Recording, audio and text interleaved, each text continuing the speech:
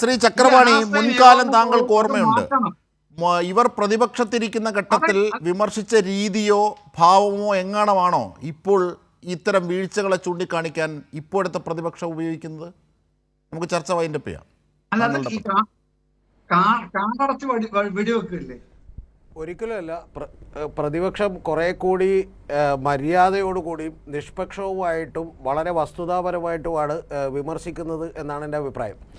അതിനെപ്പോലും യഥാർത്ഥത്തിൽ രാഷ്ട്രീയമായി വിമർശിക്കുകയാണ് എന്ന് വരുത്തി തീർക്കാനായിട്ട് പ്രിയപ്പെട്ട ജോർജ് പൊടിപാറ സാർ, അദ്ദേഹം വളരെ സീനിയറാണ്, ബഹുമാനത്തോടെ പറയുന്നു, അദ്ദേഹം ഇവിടെ വളരെ തന്ത്രപരമായി ഇടപെടുകയും നമ്മളൊക്കെ രാഷ്ട്രീയം പറയുകയാണ്, അദ്ദേഹം മാത്രം അരാഷ്ട്രീയമായി വളരെ കൃത്യമായി വസ്തുതാപരമായി സംസാരിക്കുകയും ചെയ്യുന്നു എന്ന് പറയുന്നത് ധാരണ പരത്തുകയാണ്.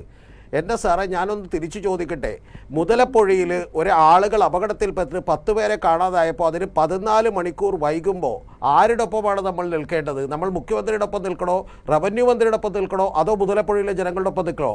മൂഴിയാർ ഡാം തുറന്നു വിടുകയും 1 മണിക്ക് തുറന്നു വിടുകയും ഒരു മുന്നറിയിപ്പില്ലാതെ തുറന്നു വിടുകയും ചെയ്തതിന് ശേഷം കോടിക്കണക്കിന് രൂപയുടെ ഉൽപ്പന്നങ്ങൾ അത് ഞങ്ങൾക്ക് 2 മണിക്കൂർ സമയം കിട്ടിയെങ്കിൽ എടുത്തു മാറ്റാമായിരുന്നു എന്ന് പറഞ്ഞ് വിലപിക്കുന്ന, കഴിഞ്ഞ ഗവൺമെൻറ് 10 ലക്ഷം രൂപ ഞങ്ങൾക്ക് പല ഇൻഷുറൻസിലൂടെ തന്നിരുന്നു എന്ന് പറയുന്ന ആ പാവപ്പെട്ട സാധാരണക്കാരായിട്ടുള്ള ബിസിനസ്സുകാരടക്കമുള്ള ആളുകൾ, അവരുടെ ഉപജീവന മാർഗ്ഗം മുട്ടി നിൽക്കുന്ന ആളുകളുടെ ഒപ്പം നിൽക്കണോ സാർ? അപ്പം നമ്മൾ അവരുടെ ഒപ്പം നിന്ന് ഈ കേരളത്തിൻ്റെ മുഖ്യമന്ത്രി അദ്ദേഹം ഉത്തരവാദിത്വത്തോടുകൂടി പെരുമാറണമെന്ന് വളരെ മിതമായ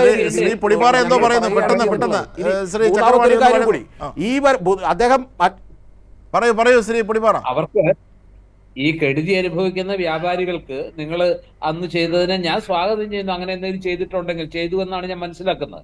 അത് ചാലക്കുടിയിലോ അപ്പോ നിഷ്പക്ഷ ഭാവമല്ല, ഞാൻ പൂർണ്ണമായും നിഷ്പക്ഷനാണ് എന്ന് തന്നെ അദ്ദേഹം വിലയിരുത്തുകയാണ്, അടിവരയിടുകയാണ്. ഇനി ഒരല്പം സമയം കൂടി കൊടുക്ക. ഒരൊറ്റ മിനിറ്റ് കൂടി ഈ സർക്കാർ എങ്ങനെ പരിഗണിക്കും? ശ്രീ ചക്രവാണി കംപ്ലീറ്റ് ചെയ്യൂ ശ്രീ ചക്ര. ഒരൊറ്റ മിനിറ്റ് കൂടി സാർ. ഇനി സാറ് പറഞ്ഞ മറ്റൊരു കാര്യം കൂടിയുള്ളത്, സാറിൻ്റെ വലിയ ആത്മവിശ്വാസം കൂടി സാർ ഒന്ന് പ്രകടിപ്പിച്ചു. അത് യഥാർത്ഥത്തിൽ ഇപ്പോഴൊക്കെ ചെയ്തുകൊണ്ടിരിക്കുന്ന എല്ലാവരും ചെയ്യുന്നൊരു പണിയാണ്. ഇതിൽ ഇപ്പോൾ കേരളത്തിൽ മിണ്ടാത്ത 2 പാർട്ടികളേ ഉള്ളൂ. ഒന്ന് BJPയും ഒന്ന് ഇതുപോലെ രാഷ്ട്രീയ നിരീക്ഷകരുമാണ്, ചില ജേർണലിസ്റ്റുകളുമാണ്. അതിൽ അവർ പറഞ്ഞ ഒരു കാര്യം, സാറ് പറഞ്ഞ ഒരു കാര്യത്തിലൂടി മറുപടി പറഞ്ഞ് ഞാൻ അവസാനിപ്പിച്ചേക്കാം. അതെന്ന് പറയുന്നത് ബുധനാഴ്ച വരെ മാത്രമേ സതീശനെതിരെയുള്ള വിമർശനങ്ങൾക്ക് ആയുസുള്ളൂ എന്ന് സാർ പറഞ്ഞു.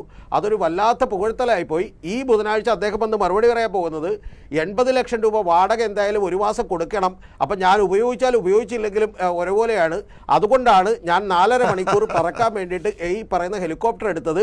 അതിനൊരു 14,40,40,000 രൂപയുടെ കണക്ക് വരും, പക്ഷെ അത് അല്ലെങ്കിലും നമ്മൾ ഓൾറെഡി കൊടുക്കേണ്ടി വരും, അതുകൊണ്ടാണെന്ന് പറയുന്ന ഒരു ന്യായീകരണമാണ് പറയാൻ പോകുന്നത്. പക്ഷെ അപ്പോഴും ഔദ്യോഗിക പരിപാടി എന്തായിരുന്നു എന്ന് അദ്ദേഹം പറയില്ല. കൂടാതെ ആ സമയത്ത് ഈ ഹെലികോപ്റ്റർ മറ്റേതെങ്കിലും നല്ല കാര്യത്തിന് വിനിയോഗിക്കാമായിരുന്നു. ഇതുവരെയുള്ള ഒരു മുഖ്യമന്ത്രിയും വ്യക്തിപരമായ ഒരു കാര്യത്തിനും ഉപയോഗിച്ചിട്ടില്ല എന്നുള്ളത് കൂടി അദ്ദേഹം സമ്മതിക്കില്ല. പച്ചക്കള്ളം പറഞ്ഞുകൊണ്ട് ഈ ബുധനാഴ്ചത്തെ പത്രസമ്മേളനം അദ്ദേഹം അവസാനിപ്പിക്കും. അതിനപ്പുറത്തേക്ക് ഒന്നും സംഭവിക്കാൻ പോകുന്നില്ല.